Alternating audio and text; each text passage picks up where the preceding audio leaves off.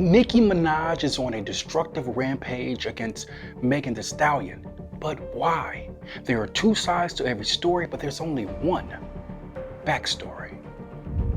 Megan Thee Stallion sat in silence. She glared incessantly at the white foam in her latte as it fizzled away. She begrudgingly reflected on the disgusting rant Nicki Minaj had thrown her way a day earlier. Megan's friend Jordan Woods was the type of friend that made your problems her problems. Megan, snap out of it. Just ignore her. Megan slowly climbed out of her funk, gasping for oxygen while hoping to stay above the criticism made by Nicki Minaj. Sorry, I was just trying to figure things out.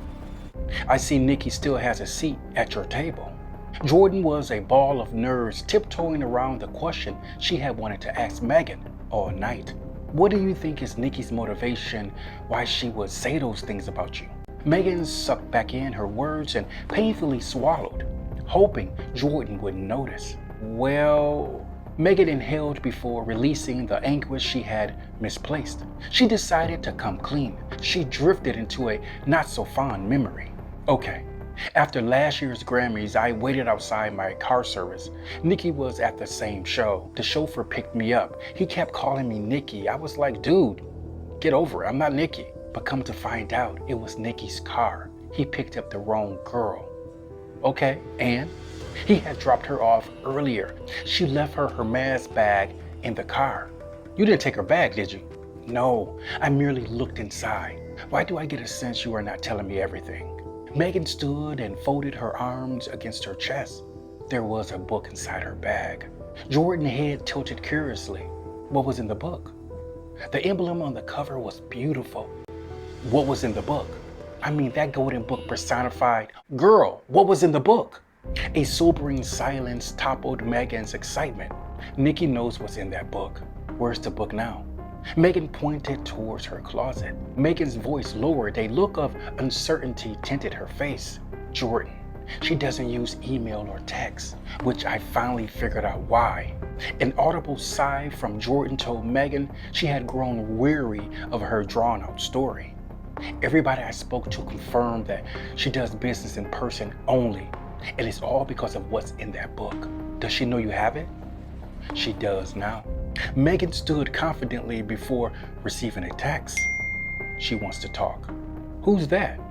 That's Jimmy. He's my old friend. He works with Nicki now. Are you going to go? Megan's eyes were like shimmering pools of hate staring into Jordan's soul. I think she and I have something to talk about. Megan grabbed the book, hopped in her car, and sped up the freeway.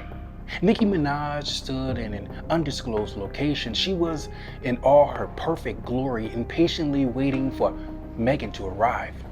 Nicki constantly fiddled with her hair, trying desperately to settle her jitters, but nothing seemed to work. Megan finally pulled up. The two women stood face to face. Nicki's vile smirk was wickedly on display. Looks of utter disdain had befriended them both equally. Hello, Nicki. I brought you a gift. A blank stare from Megan accompanied the gift. With a turned-up brow, Nicki opened the box. It was a miniature cake. Congratulations on your Grammy. I never won a Grammy. I know. Jimmy told me you have something of mine. Jimmy was correct. The real question is, what is it worth to you? Nicki chewed on Megan's question. She felt backed into a corner with no way out.